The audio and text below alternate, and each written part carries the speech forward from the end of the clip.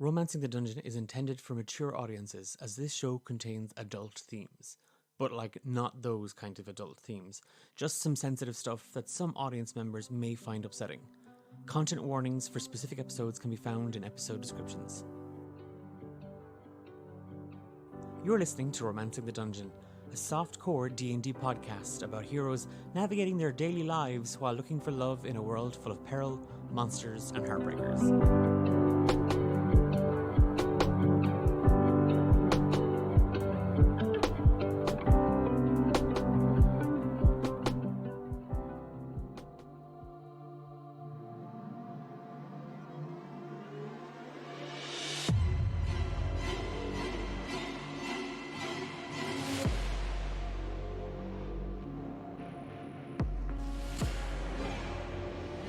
All of you feel the air in the room just gets so much more colder as you watch the Heart Eater just twist and recoil backwards in pain. Just this horrifying screeching sound just ripping out from deep within the void beyond those gnashing teeth.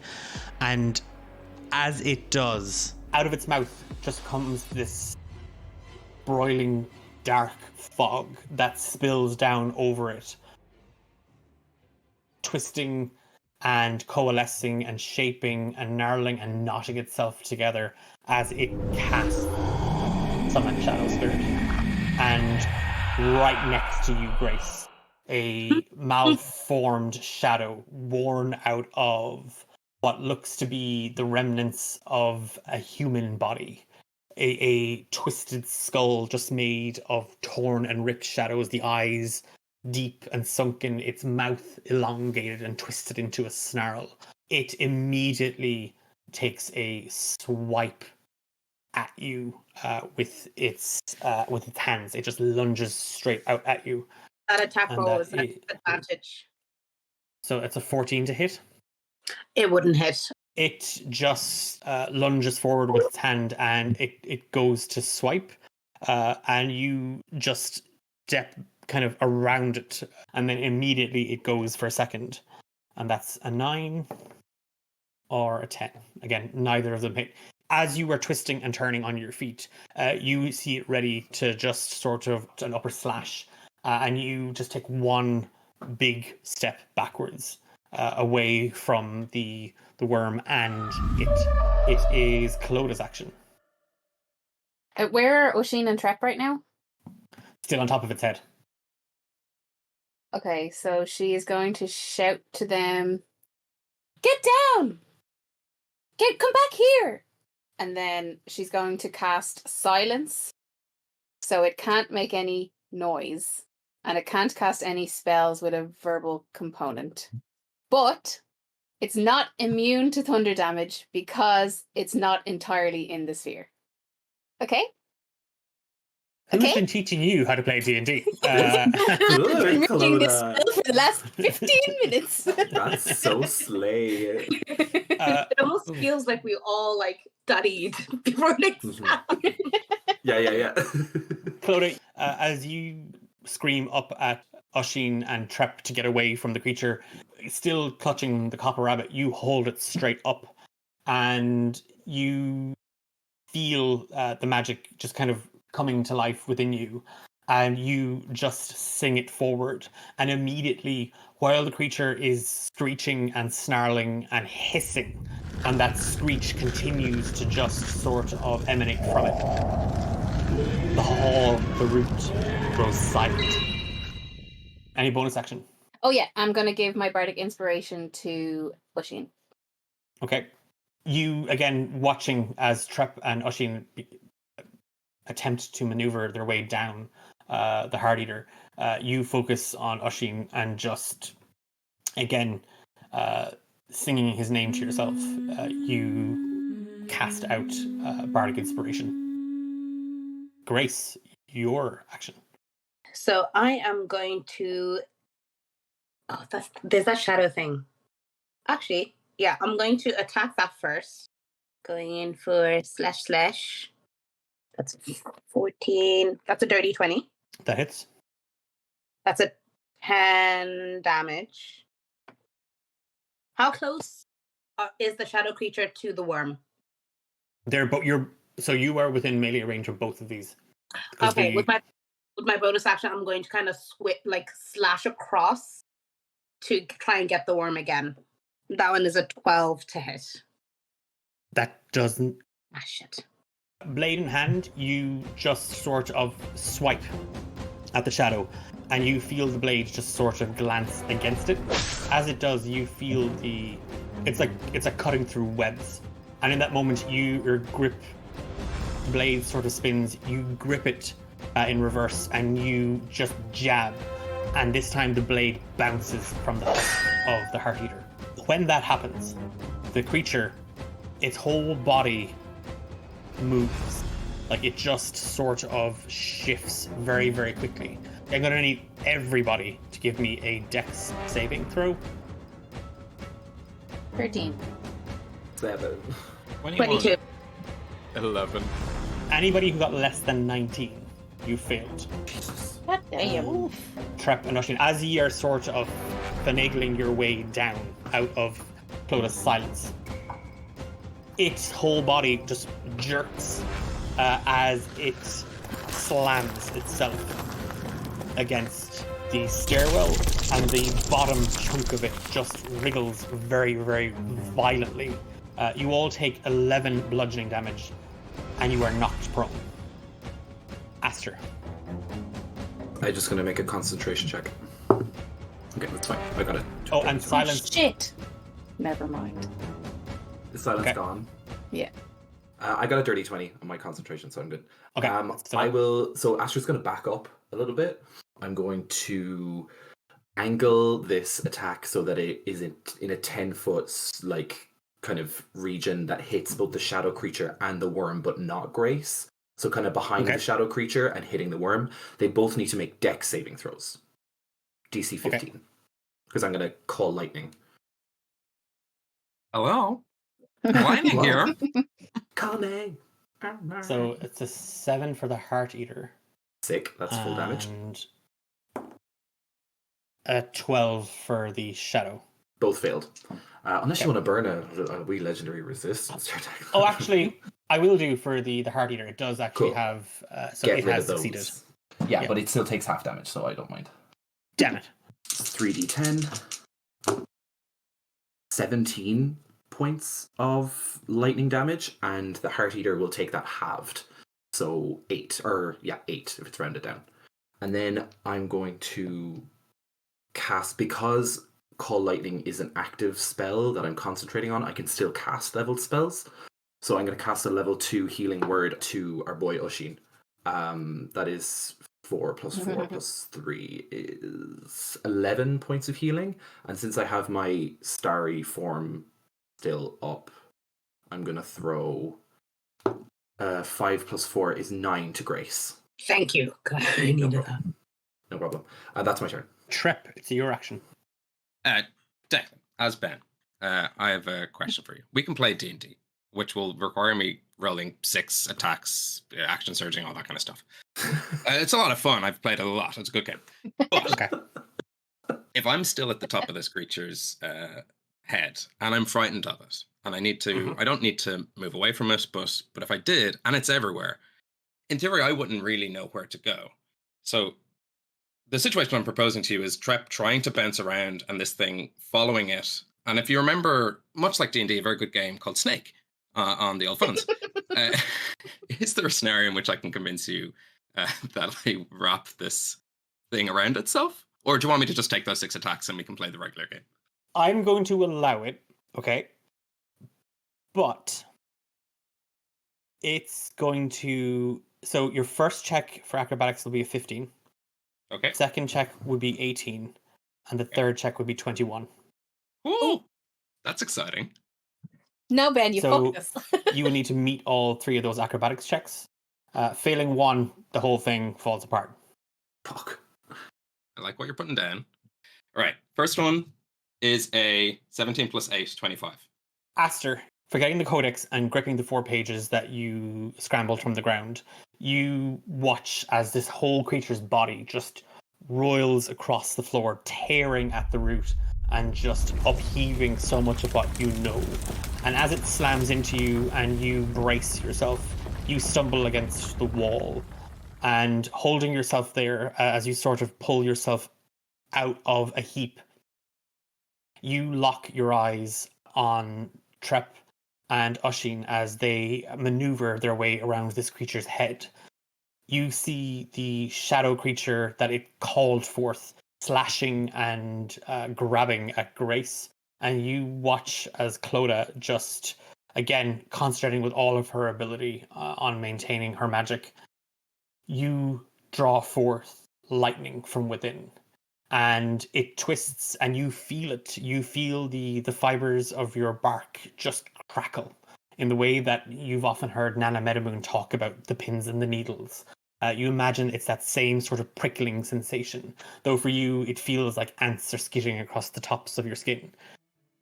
You hold your left hand out and an arc of lightning just blasts out from it as it strikes at the shadow, ripping it in chunks and pieces. It slashes into the Heart Eater, and the magic is just dissipated as if it's just obliterated by this creature's aura or its energy. And at that same moment, you draw on all the healing energy that you have within, and you cast it on Oisin. And Trep was there a second ago. And you look up and you see that the Harangan is halfway up the next flight of stairs and comes down with one foot, burying it deep into the creature's skull, or where the skull you imagine it being. And then he backflips off of it as the creature's 4 lips just snap, missing the Harangan by an inch as Trep barrel rolls through the air for his next acrobatics check. Come on, Betsy. You got this. Ooh, 25 again. Landing on the banister of the spiral staircase on the other side of the route, your 2 feet grip as you fall forward and you push off. Heart Eater just smashing straight into where you were 2 seconds ago. It immediately doubles back on itself, and Aster, you can see what the young lad is trying to do. A foolish move that only a brave person would make. And as you watch the Harangan just dive straight down into the middle of the creature's coil, the Heart Eater's head opens once more, and you just see this sea of razor teeth just open as Trep lands, your feet finding the cold floor of the route. Give me your final acrobatics check. DC 21. So nervous. And So light. the last one, D&D Beyond played me because it wobbled on a 3 and it scared me away from this humor. Here we go. 21 exactly. Oh my god. Oh my 10 plus 8. fucking god! Oh my god, Ben. You legend. Trap! Yes. The Heart Eater dives and smashes its full head into the ground, diving into the earth as its teeth just shut, its mouth closing violently, gobbling at dirt. The Harangan had already bounded out, and it was a blur. Aster, as you saw him just leap straight out again onto the opposing banister, only 1 floor above, his whole body just clinging to it for dear life. The Heart Eater dives once again, and Trep backflips off straight through a closing knot that tightens as the Heart Eater has tied itself in a knot, its head just snared. It has lost 2 of its legendary actions. Oh my god. Go Trip! Go Oh my Trep. god. Toda's gonna kiss you on the mouth. Uh, And he will No, just so, like that. Amazing, Oh my amazing. god. it Amazing. blushes. can no longer use the slam action, which it did a moment ago, and it can no longer use its legendary action to bite because it is bound up in So- itself. I assume we all would have seen the epicness of this Yeah. act. Like, of this bunny, bouncing. Oh, I love bunny. how it was like we've all seen this epicness of the bunny bouncing, like just two diametrically Hey, opposed. it's romancing the dungeon. It's romancing the dungeon. It's so perfect. And right at this moment, the river is just going to sweep through the roof. I'd be like, oh my god. There's a little bit red, like, ooh. That's my husband. That's my husband, Trep. That's my man. Thank you to Water my elemental man. fully materializes. Text here behind its ear. My man. Oisin. Thank you to my man. You are. Oh yeah, we need to. Are you holding on to the creature? See, because I would. Whoops. So originally, I'd be dangling off the teeth. Then, when my main man Trep helps me up out of there, then he starts jumping around as I'm actively prone on the worm. So, what? I'm gonna Straight up say, what? Yeah, I'm gonna say as it dove, you would have been sent flying from it. So I'm gonna want you to give me some athletics check to try and Not die. catch yourself either on a floor below or to land without taking too much damage. Ah, lovely. Right. Okay. And we're gonna say DC 14, just to be clear. That's a dirty 20. Yeah. Crap. Filthy. I would have felt so guilty. Did I say Yet 14? I meant again. 40. Yet again, with the shenanigans and the devilment, is there any world in which I love to this. stabilize myself from not being thrown away, I plunge my sword into it and I just kind of hold onto that? Do it. And then Right if I can use my attack and if I hit, that I can just do the slide down its neck by like dragging the sword down. Ooh. Ooh. Got it. You love to see it. Here's what I will counter that with, only because you were prone. Give me an athletics or acrobatics check first, Perfect. I will go with athletics. because depending on this, we can decide what you want to do. That is a 25. Given the state that Trep has left it in, Mhm. given what you were doing, and then the roll at which you got, I'm going to say make your attack as normal. It won't take an attack of opportunity against you. Late. And you can add an extra damage die to this as well. Nice. That's a 23 to hit. That hits. Yeah, that hits. Also, if it's a Take fiend, inspiration. we have established that the creature's a fiend, so you get an extra D8 on Divine Smite if you're Oh, doing that. lovely. So 2 extra damage die. Love to see it. 38. That is Beautiful. 38 damage. Gorge.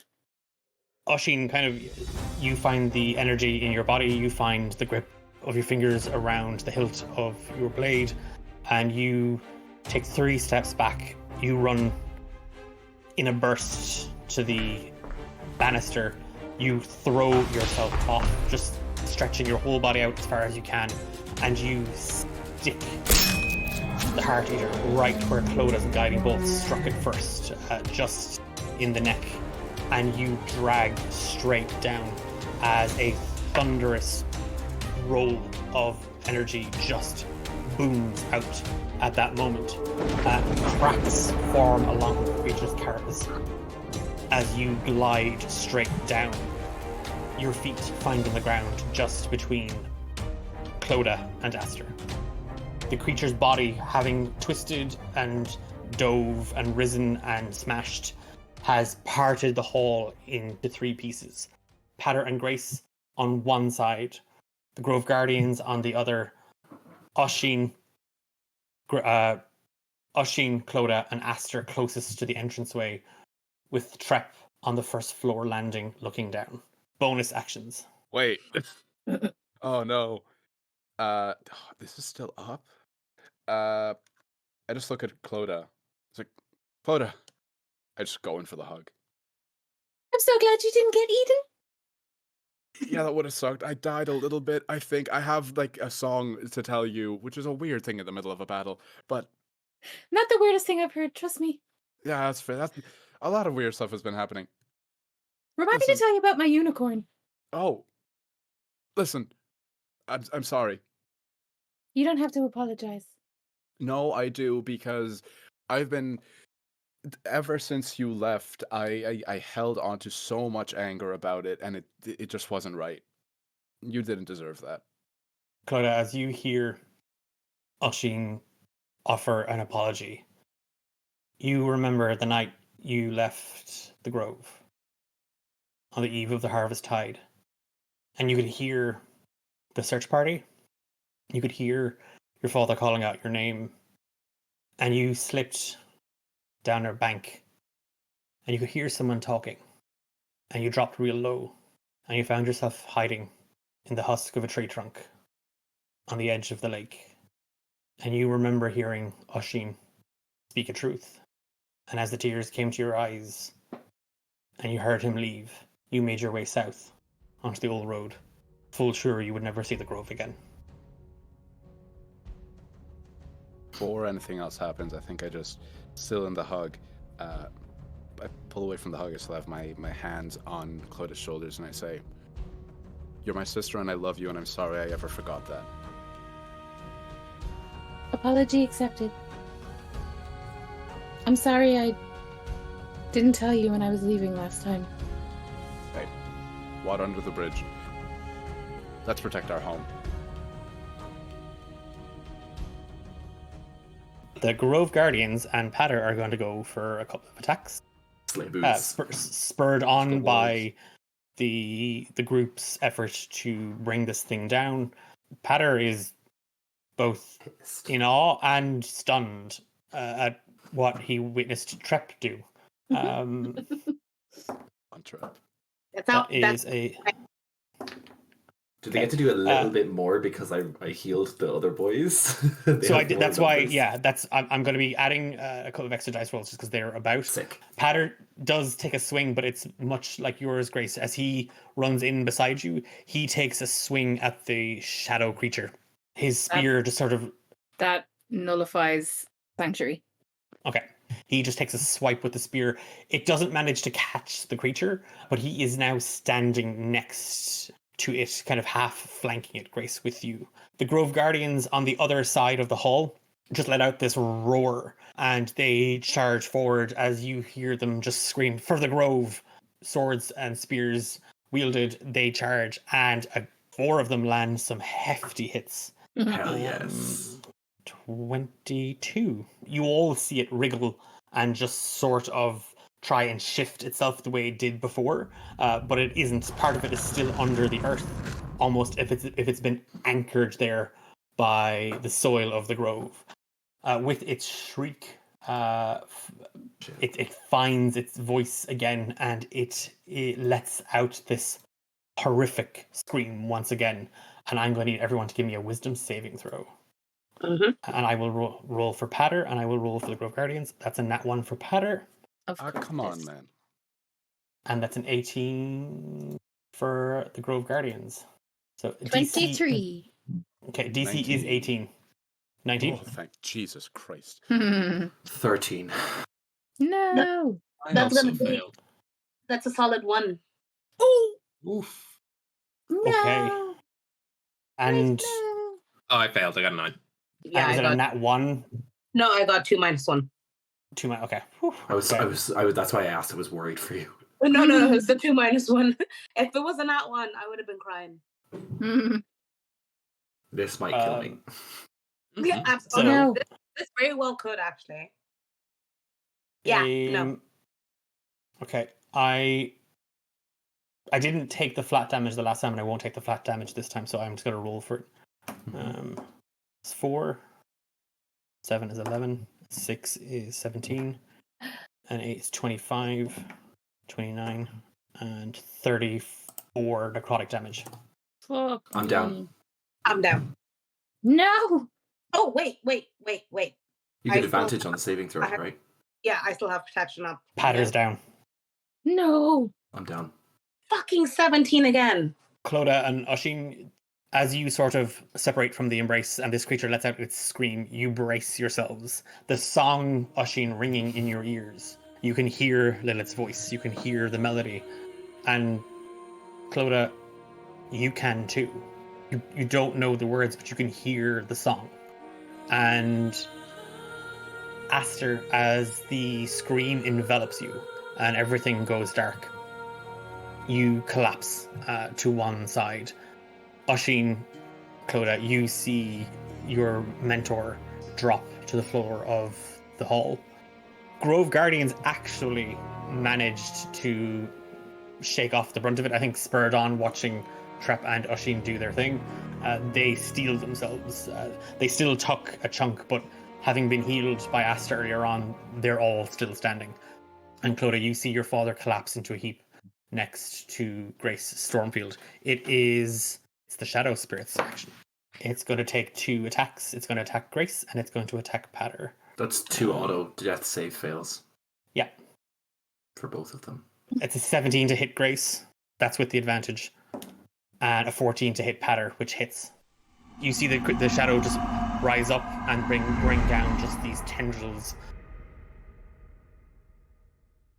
Clodagh, it's your action. I'm just going to use my movement because that's what I can do. So I'm going to move as much as you will let me in 30 feet. My channel divinity is Balm of Peace. So okay, and are you moving to... I'm heading towards Patter. Okay. But because I'm moving beside Oisin and Aster, they should get it as well. Okay. Clodagh, to see Patter to get to him, you have to put a hand on this creature. And as you clamber over the rubble, letting go of Oisin's hand, you grab onto the Heart Eater and you feel its pain. You feel just this swirling maelstrom of sadness and anger and hate. And you just climb. You pull yourself up and over it, and there, this shadowy creature leaning over both Grace and Patter. You just let the energy emanate from you as that, for that moment, as you sit atop this creature on your knees, you feel just this stillness and this calmness. So everybody gets 14 HP. Thank you. Any bonus actions? I will give Patter Bardic Inspiration. Patter, okay. It is Grace, it's your action. Because I want to attack that shadow creature. That is a 19 to hit, or 6. 9 damage on that, and then I will attack the shadow creature again, and that's a 25 to hit. 11. How does Grace end this thing? Okay, so Grace is still quite amped up. There's not going to be any sort of like malice. It's going to be like, okay, we're doing this. We're going to pull through this together. Grace is going to slice across its middle, and as the blade passes through, they're going to bring it up. So it's going to be almost like the reverse of what Oisin did with the worm. Instead of slicing it down, they're going to carve it up through the center. And that's how the shadow creature. Grace, as one moment you feel your whole body just get heavy and you almost drop. And then there's this sense of invigoration. Sword still in hand, you clamber up and kind of squatting. Rise, bringing the blade up in an arc across the creature's chest, slashing straight through it. And as you find its center, again, your arm changes direction and just immediately rise in a straight line up through it. And the shadow creature falls in pieces, just burn away into the ether. Amazing. Aster. Oisin, what are you looking? Are you looking healthy? You looking okay? After that healing, I'm back to full. Nice. Amazing. That's perfect. I guess then I don't want to do a level 2 spell because my Call Lightning is gone, unfortunately. Of course. Because I got knocked down, but I got back up again. It's a single is They're never going to keep you down. I will, however, use a bonus action to assume Starry Form of the Chalice. I think I'll heal myself for a level 1 Cure Wounds, and then I will shoot because I can with the Chalice. Grace, you get 12 points of healing from me. Aster, you pull the magic around you, and as you feel your body re-energize, you cast some of the Sperry magic outwards, enveloping Grace. Trep. I'm frightened of this thing. So I can't move close to it, and I don't think there's anything within reach of it. Like I don't think it's big enough to poke it with a stick or whatever. I'll keep thinking over the words of encouragement that Oisin had given me before. See if, because I think it's at the end of my turn I reroll that saving throw. Yes. 16 plus 3, 19. Again, it's that thing. It's screams still ringing in your ears. Looking down at the scene below, Clodagh sitting atop of it, just sort of surveying and healing. Aster clambering to his feet. Patter, the Grove Guardians attacking. Oisin readying himself, and Grace just obliterating the shadow creature.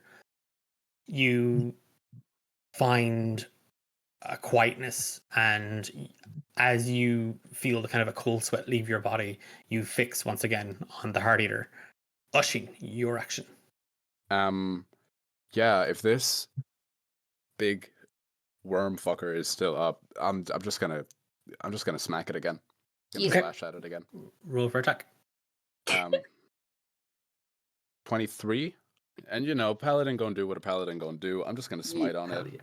Smite that Hell yeah. bitch. That's gonna be Easily, it's 29 racist. damage altogether. Holy What? fuck. 29 damage altogether between slashing and radiant. What are you doing for your bonus action? How's it looking? How's it Not looking? great, to be honest with you. Lovely. Can I do a quick little backpedal and say that before I attacked, I cast Thunderous Smite on it? Sure. Perfect. So I'll just roll that thunder damage then. Yep. That's an additional 10 thunder damage, and it needs to do a strength saving throw at DC 15. 14. God damn. Right. I don't know how it can be pushed back, but it's pushed back 10 feet and is knocked prone. Oh, wait. I'm on top of it. Oisin, you can see all of what's happening, and as you watch Clodagh scramble up on top of the Heart Eater and just cast out this calming energy and this healing, invigorating magic, kind of scuffing your boot into the dirt and the floor of the hall here in the root, you, holding on to your longsword, focus on the creature and just almost like cut through the air as you cast out this wave of thunderous smite that just, your blade slices through the air, and from that tear a maelstrom of thunder just slams into the Heart Eater, and its whole body just shunted 10 feet forward. Some of the Grove Guardians scramble out of the way.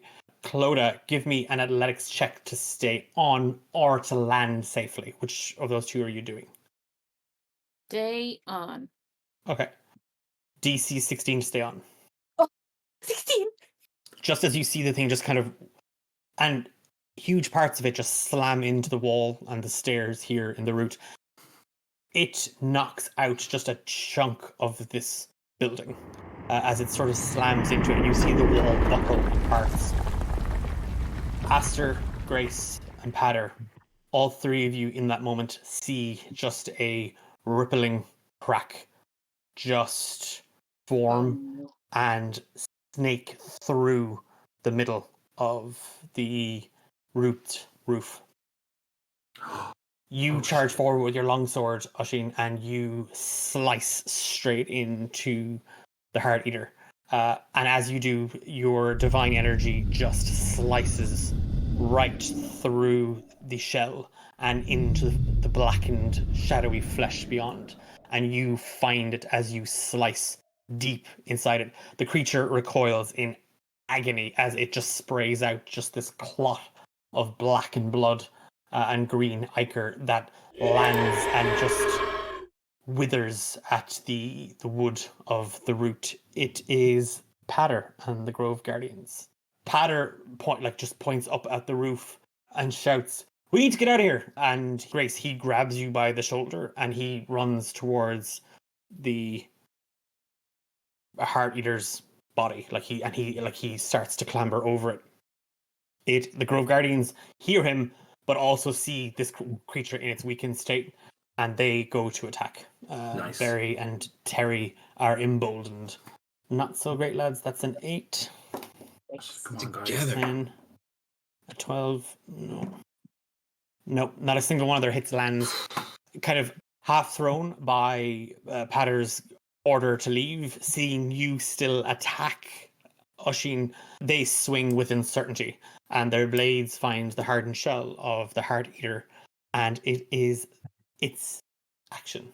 As it recoils in pain, and as it feels the spear and the blades of the Grove Guardians bury themselves and slam and slash and cut and carve into it, it takes a legendary action, casting out and channeling negative energy.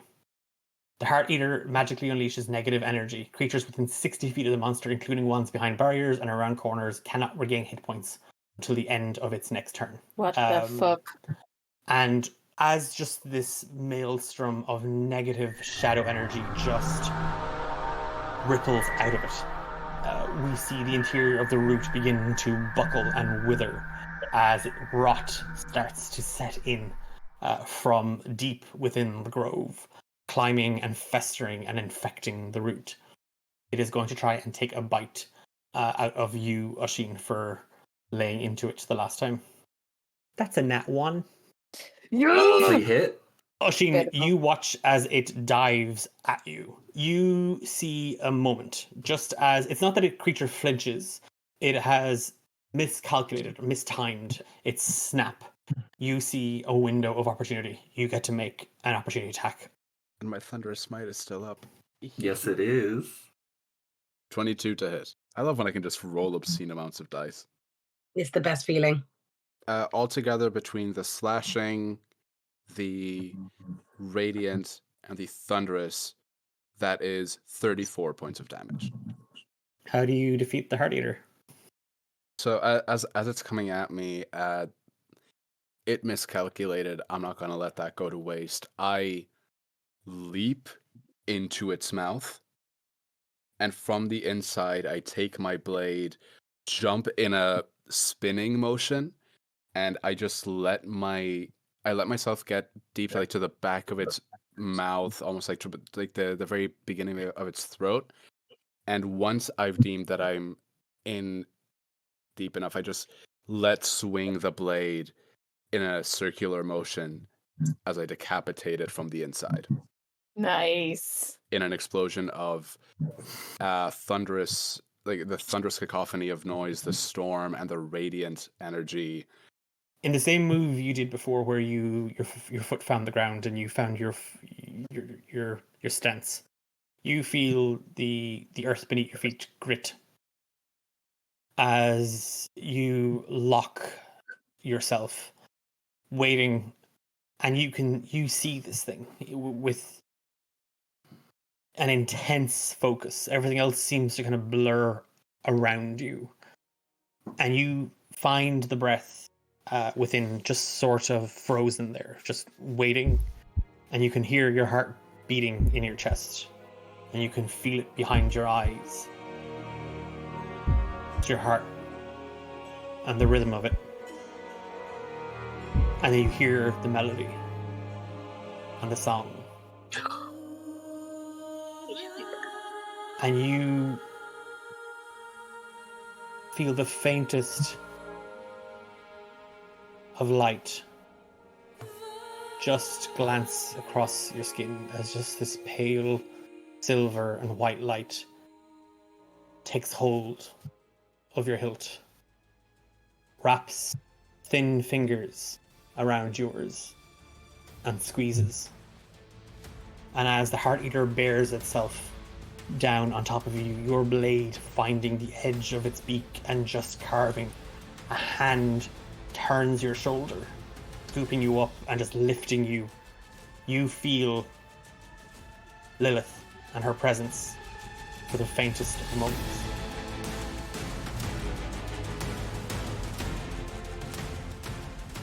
And you hear some clear, as bright and as loud as the 2 full moons of Arcanum overlooking the canopy in the lake, in the grove. Lilith's voice. In the tapestry of time, a tale is so written. Love and hate fixed in opposition. Destiny's hand, the double-edged sword. They danced with passion, this prophecy ignored. In the shadow's depths where anger takes form, doubt crept in, a gathering storm. Love's flame, dimmed by hate's power, still flickers on through the darkest hour. In this intricate dance of light and shade, we find our purpose where love won't fade. For in the crucible of anger's searing pains, love emerges stronger, its healing reigns. Destiny's words, a twisted art. We carry love and hate within the heart. And you feel yourself just pass through the Heart Eater, your blade slicing cleanly through as its head falls free. And in that moment, Meadowmoon with Grace barrel into you, sweeping Aster and Clodagh.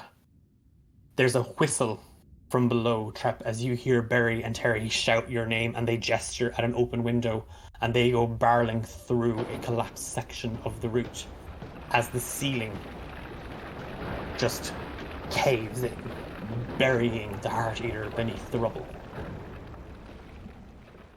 As the dust settles and you clamber together, the residents of the Grove village come swarming with aid, blankets, food.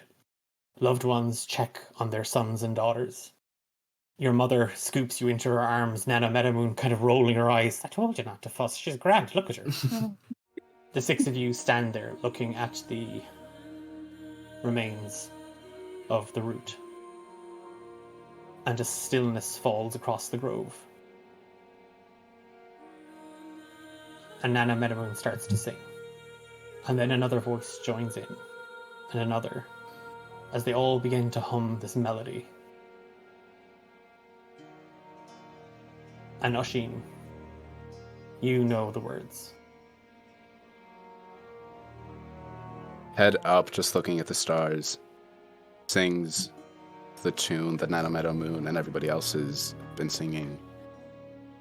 In the tapestry of time, a tale is so written, love and hate fixed in opposition. Destiny's hand, the double-edged sword, they danced with passion, this prophecy ignored. In the shadow's depths, where anger takes form, doubt crept in, a gathering storm. Love's flame, dimmed by hate's power, still flickers on through the darkest hour. In this intricate dance of light and shade, we find our purpose where love won't fade. For in the crucible of anger's searing pains, love emerges stronger, its healing reigns. At this moment, he just kind of puts his arms around Clodagh and Patter and everyone else, just brings them in tight. Destiny's words, a twisted art. We carry love and hate within the heart.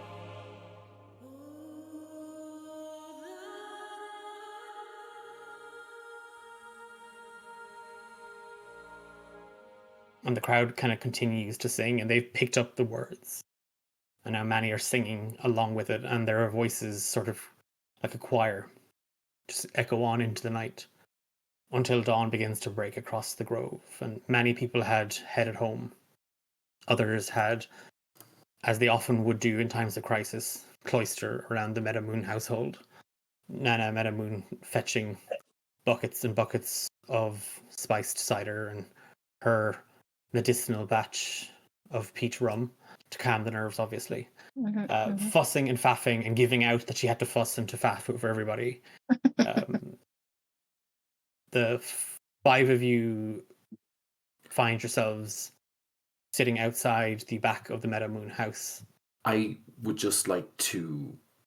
Aster's not there. Seeing you sort of standing awkwardly in the hallway, Aster, Nana with a couple of cups, some she was drinking out of, some she was passing to others, just kind of fixes an eye on you. And she gestures at the hallway beyond the back kitchen out into the open area where you can just hear Clodagh half singing to herself, the others sort of gathered round. And when she doesn't see you take a move, she puts the cups down, she walks forward, and she just wraps her arms around you. He just kind of holds on to her for a little bit too long. And when he lets her go, he just kind of says, when I made my readings, I had decided that I would do everything I could to make sure she lived. But she is capable, powerful, wonderful, beautiful, as always. I was going to give her something to take to my homeland, but I can do that now myself. I can't stay here anymore. I love you, Nana.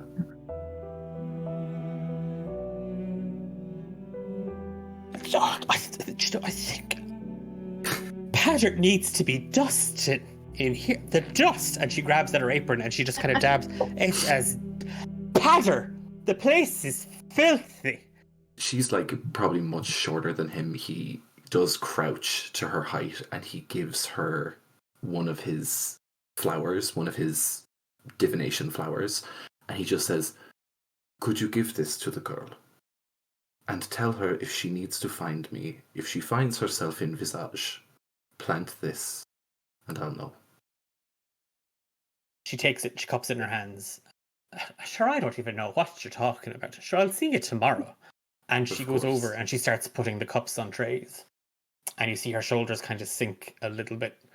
And she kind of, the flower nestles carefully on the tray and some little ceramic cups around it. She saunters into the back kitchen and you just see her kind of wave. She doesn't look back. Neither does he. Grace? While this is happening, Grace is going to try and get Clodag's attention. And Grace is going to be so conflicted, like very happy as to the outcome, but also feeling very guilty about why they ended up here. And Grace is just going to look Clodagh in the face and say, I was here to kill you. What? Why? It wasn't what I wanted to do. I was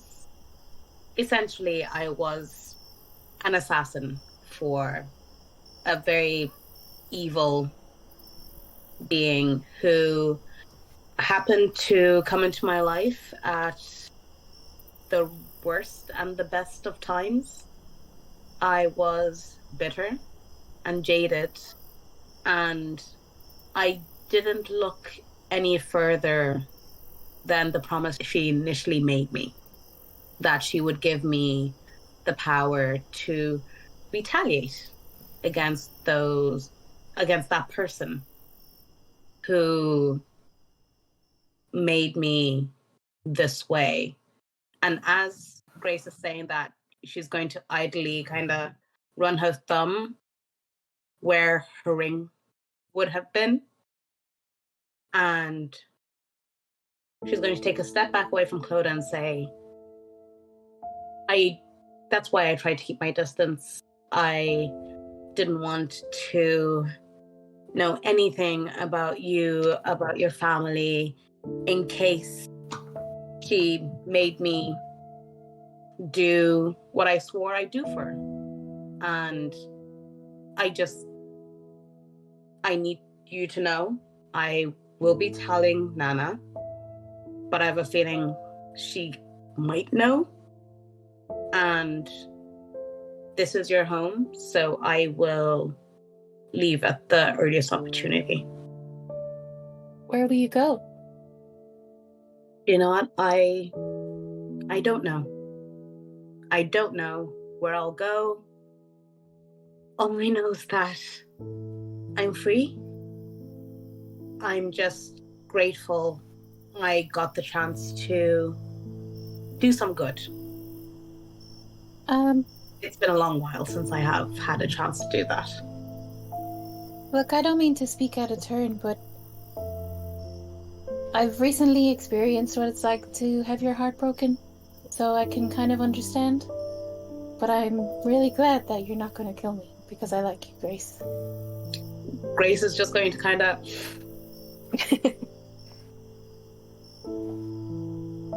I like you too. And I'm sorry. I'm accepting a lot of apologies today. It's the day for it. Usually death, celebration, they tend to run in the same circles, but I didn't want to be here. I didn't want to potentially face what I'd have to do to not just to you, but to your family. I am sorry, and I know if you don't feel safe with me here, I will happily leave. I'll make my way somewhere. Well, there is one way you can make it up to me. I need to warn my friends about what happened here. And I could use some company on the road. And Grace's gonna extend her hand, like really formally. But it's gonna be trembling slightly. Clodagh's going to pull her into a hug. And then Grace is just going to melt, disintegrate into tears. Winner! Knots fly. It's just gonna be a full, like, this is a lot. Because this will be the first time she's had a chance to actually breathe a sigh of relief that there is no shady, icky feeling on her soul anymore. This is the first time she's had a chance to just breathe. There's no knife hanging over her head for once. No, there is no knife. There is no grey lady. And feeling that sense of relief, Grace, it's sort of, it is a double-edged sword. It is that, like, the weight of the world has been lifted off of you, and immediately you feel just exhaustion set in. Just tired from carrying it all, and having put it down, you feel your body rested or wanting to rest. And seeing you sort of swaying, Nana comes out, rolls her eyes. Too much of the medicinal peach punch. Right, off back to the prison with you. Come on. And she's taking you by the elbow. Nana, no. It's okay. Yes. She's our guest. She's our guest. You can have Grace's room. You can have Clodag's room. Nana. She's company, Clodagh. She's company.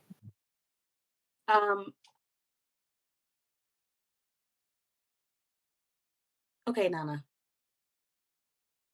Just today. And yeah, Nana is kind of like escorting you, kind of back through the kitchen and in the hallway and kind of up the stairs. That one there, all the clutter in it. Huh? And watch out for the posters. She's kissed most of them.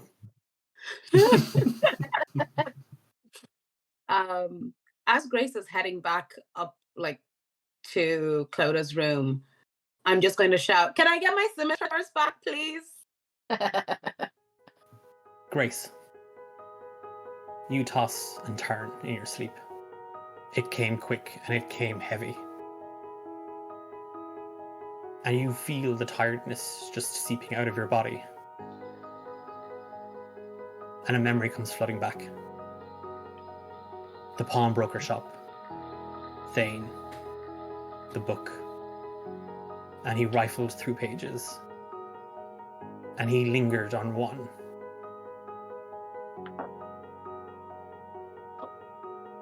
The Heart Collector.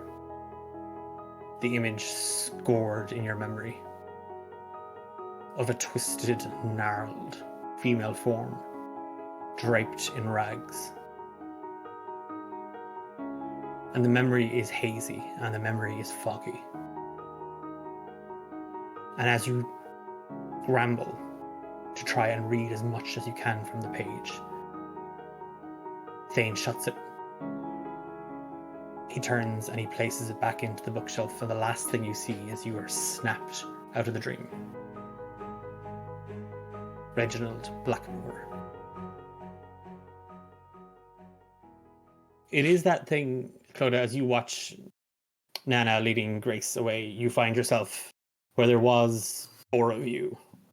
You, Grace, Trep, and Oisin.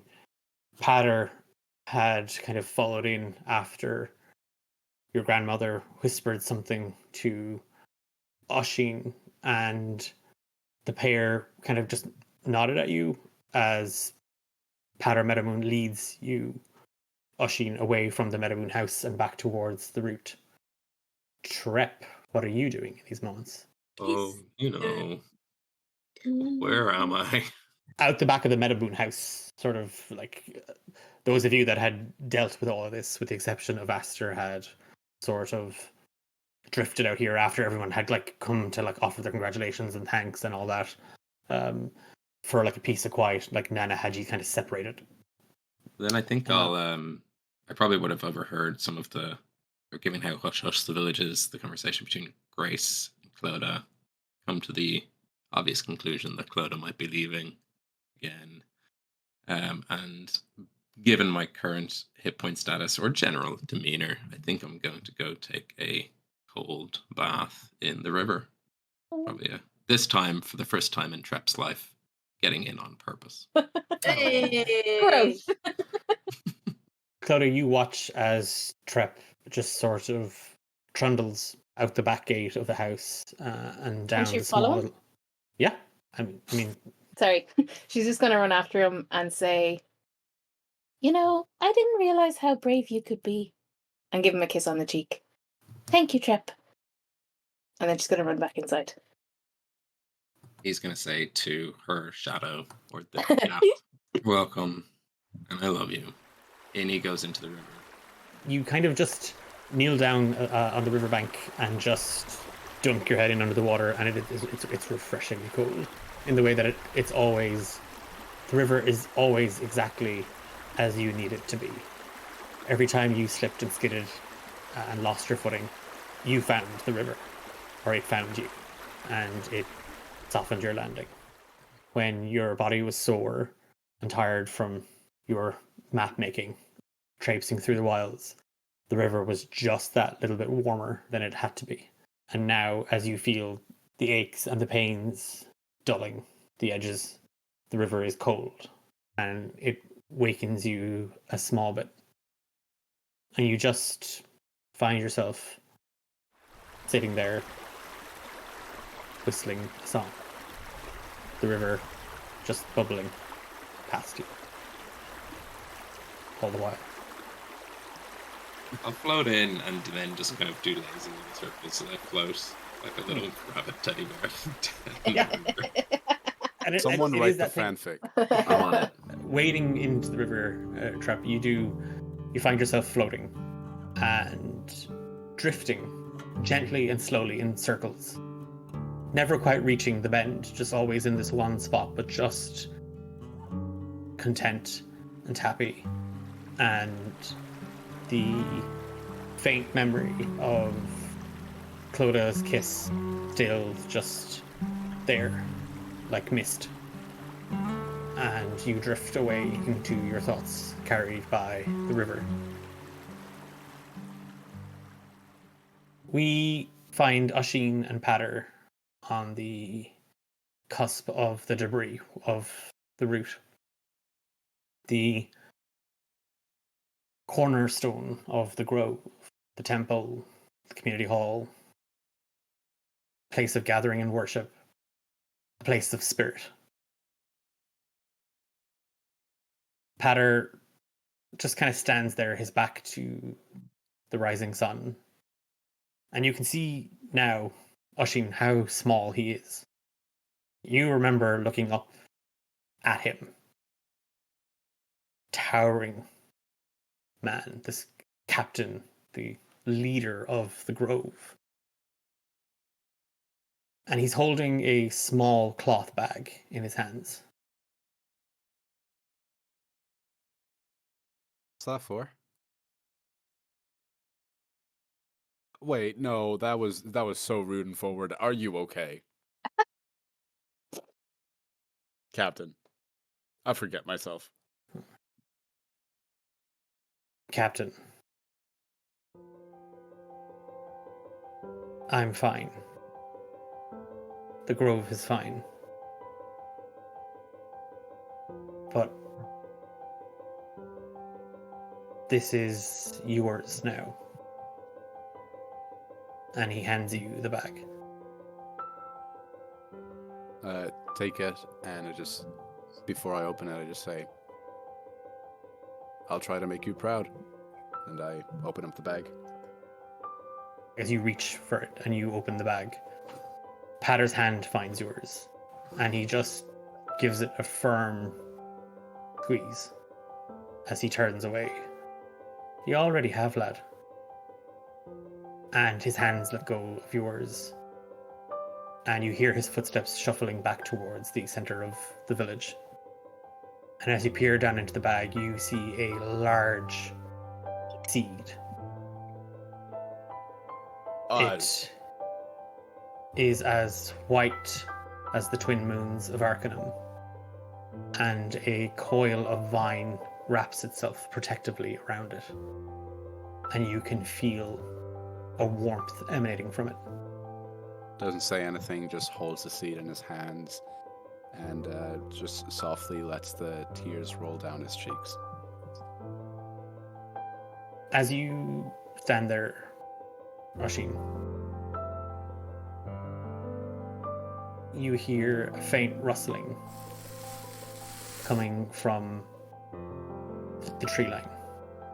Kind of pockets the seed and just goes, wiping the tears from his face just to check on whatever may be. As you approach, the rustling gets quicker, and then there's silence. And as you squat down, peer in, you see a small child, about 4, 5, long, wild tangle of white and silver hair, and just these brilliantly bright eyes. And from the bushes, you just hear, "What's that?" And we move across the grove to Clodagh, sitting there in the backyard of the Meadowmoon house. You can hear Trep's whistling grow a little quieter. Commotion from inside the house has died down. The sounds of your grandmother and mother pottering away in the kitchen tidying silenced. And you feel it, just a faint little pulse of magic. And you see it down. You see that the copper rabbit has sort of spilled over. And a small spectral green, copperish little almirage comes bounding out of the tip. And he spins back. What? And you see that he's shaking his little fists. What I miss? Put him up. Where have you been? And he spins back around. Whoa! You didn't see what I had to fight. You didn't. It was Mm-hmm. massive, Yeah, I massive, and I took it on single-handed. I took it on all by myself. I bet. Mm-hmm. Did us proud. I'm sure. My arm, and he's now just holding his little bunny right paw. Oh, it hurts real bad, Clodagh. Especially if I do this. You need me to heal you? No, I'm okay. I'm tough like that. Mm-hmm. Don't worry about it. Conserve yourself, Clodagh. Big guy. Yeah. Yeah, Mm-hmm. so tough. I bet. So where's everybody? Where's the sad lady and the other sad fella and the sad tree and the sad rabbit? A lot of sad people in this place, Clodagh. I can see why you left. Whoa. God's all right here. She just puts her head in her hands. Copper, you missed a lot, but the important thing is we're all still here.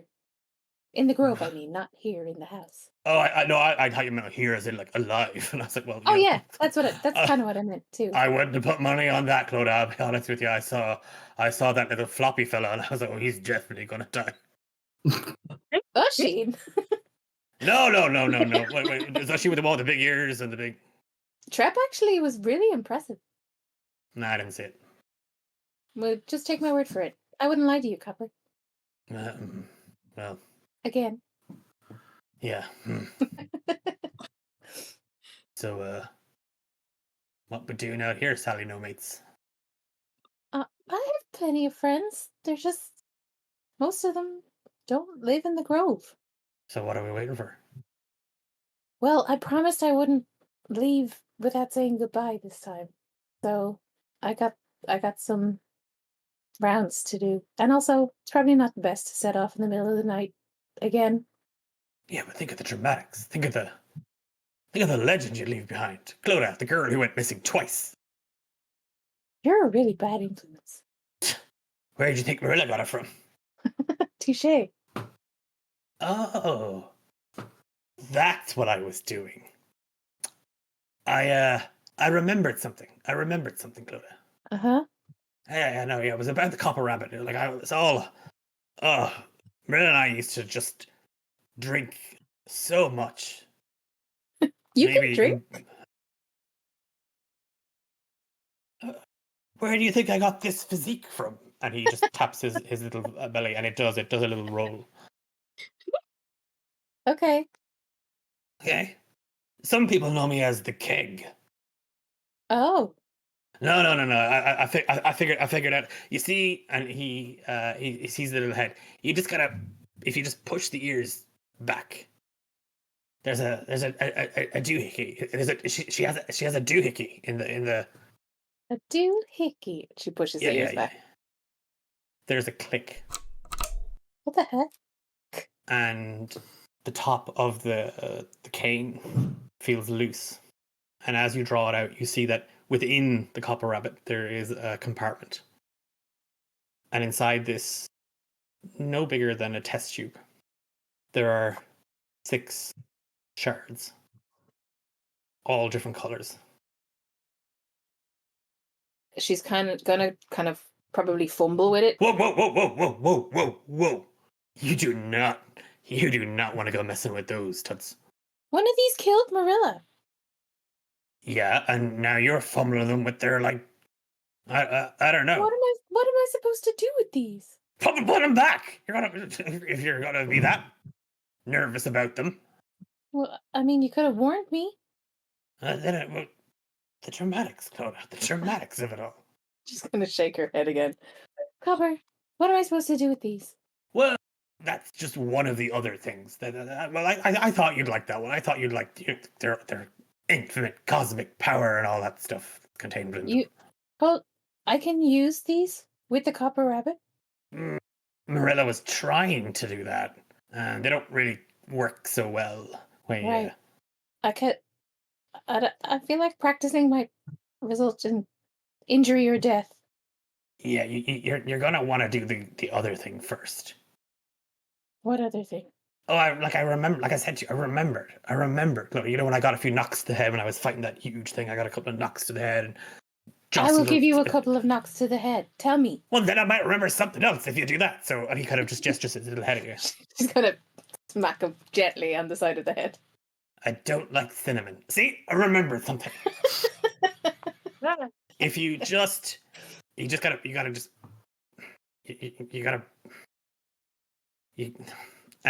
take the tail and you gotta put it in the horn.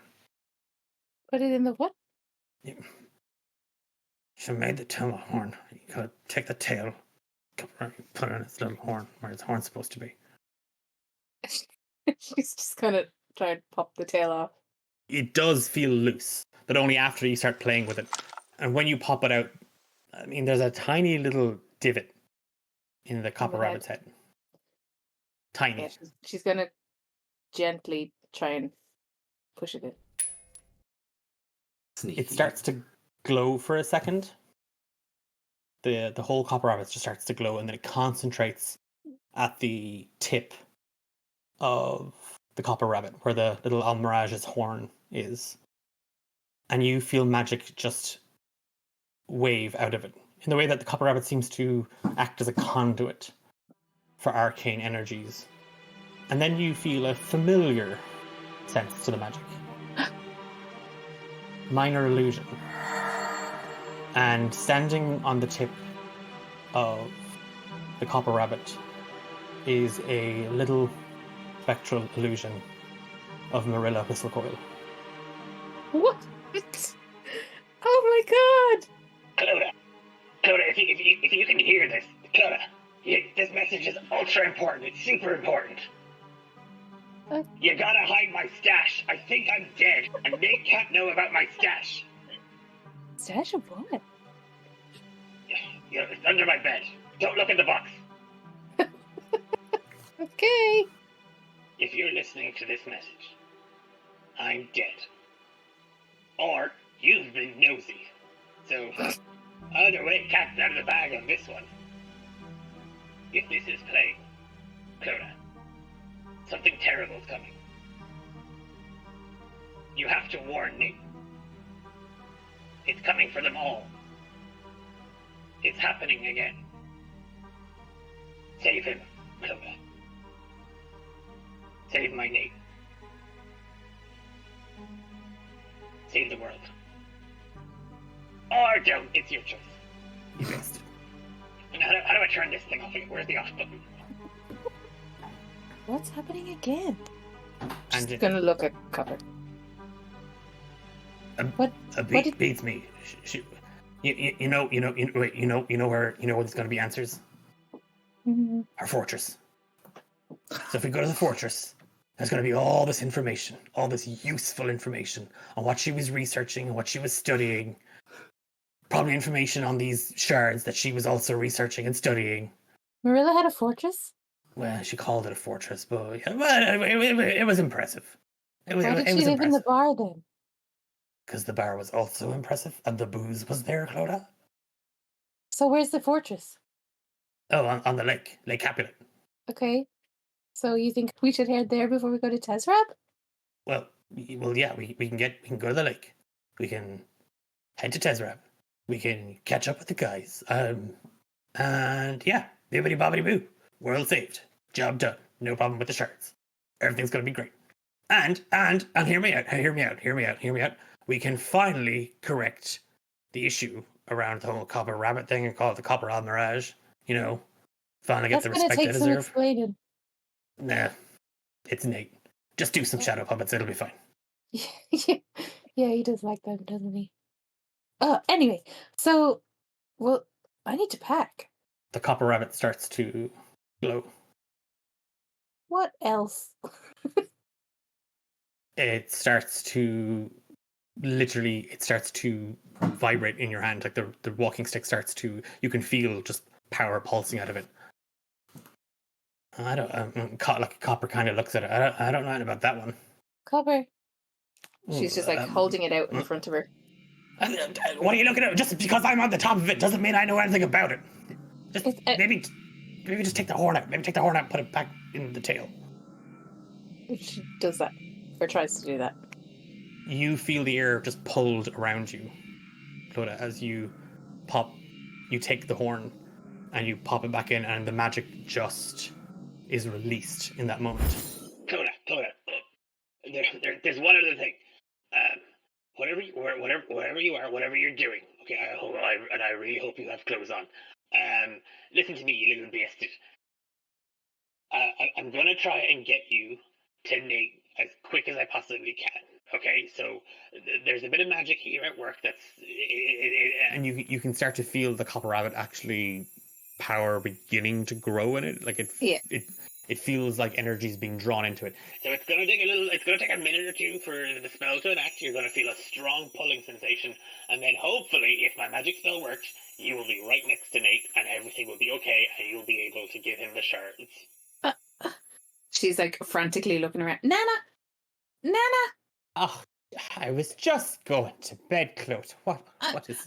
You're drunk. You gotta no. Listen, waving your staff around Nana, like an absolute idiot. Time. I need to go.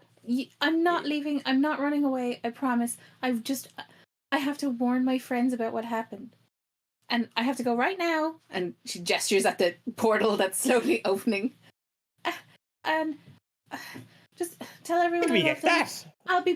I'll be back. Okay, just please. Oh, hang on, Clodagh. Just shush. You've got time, plenty of time. Don't. You too. Now, and she dries off her hands on her apron.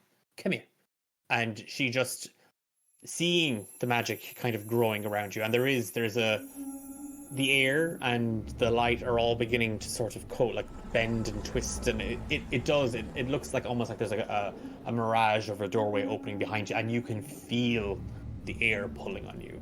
And like Copper is like, oh, we are. Oh no, I'm not going through that like this again. And he bounds up and he kind of hops up onto the Copper Rabbit. And he just disappears. Okay. And as he kind of like vanishes, and you feel yourself being drawn into the dimension door, Nana just comes out and she swoops you into a hug. I'll tell him. Look, I'll tell him. Clodagh, wherever you're going, whatever you're doing, always wear a coat. She's going to grab her coat off the nearest railing. Now, I put a little something in that for you, so you have a look when you have a second. There's a little something there from Aster as well, so you have a look for that as well. Now, okay. We all knew you weren't going to be fit to stay, right? We all knew it. I had money on it. And Winnie is going to be real mad because, well, let's just say I heard words that I'm after winning the blue ribbon. / I stole it from your father's dresser, so it counts. Okay. Clodagh, I love you. I love you too, Nana. She's looking up at you with these eyes that are beaming. Whatever you're doing, sweetheart, you'll make me proud. Kind of nuts.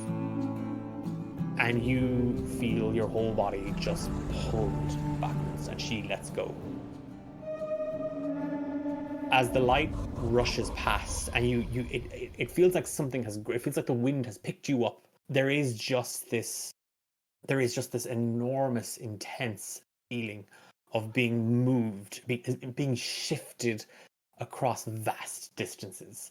The first thing you feel, the first sensation that comes to you is just this biting cold. And immediately you whip your jacket, the coat on, and it feels heavy. What the hell did Nana put in the pockets? But it feels heavy as you wrap it around you. And as your eyes adjust and the light begins to just sort of dissipate, you feel the wind stinging at your skin and snow sticking to your face and your hair. And you find yourself standing in front of the huge stone walls and a gate above it carved into the rock. Galeshire City. City of Wells. She is just going to look up at the sign in complete awe because she's never been to the capital before. And she is just going to kind of shuffle the Copper Rabbit at her side and pat the little bunny on the head and say, "Okay, Copper, let's find Nate." As you sort of pull the coat around you, it's trying to like block the wind from getting any closer to you. Your hands plunge deep into the pockets, and on the right hand side it feels like Nana Meadowmoon has stored a small army's supply of a picnic in that pocket. And you hear the clinking, the very familiar clinking sound of glass. Short little bottles. And in the left-hand side, your hand against the rustling of the fabric, you feel the soft, delicate touch of petals. And just scooping out, your eyes cast down as you hear a booming shouts of exhilaration and cheers. In your left hand, you hold a small, glowing starflower. And you step into the city of Galeshire.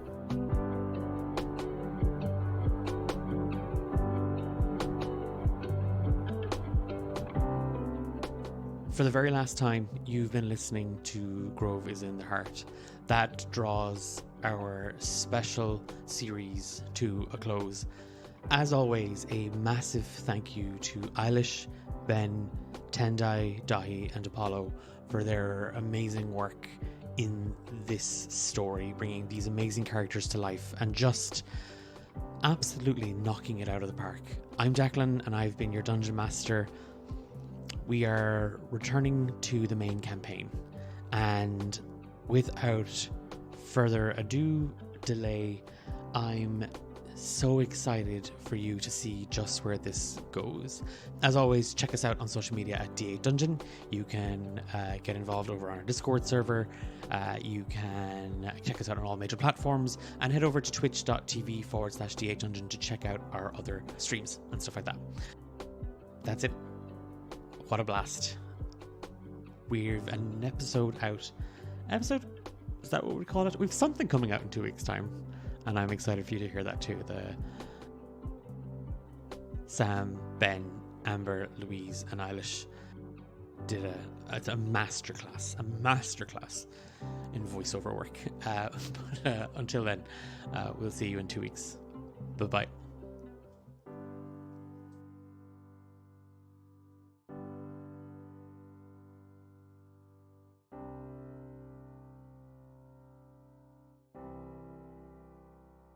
Declan has given us an inch, and we have taken a mile. Yo, That's what's I heard the word fiend just in a breath. I was like, Divine Smite, that's going to be fucking hit hard. Sorry, no.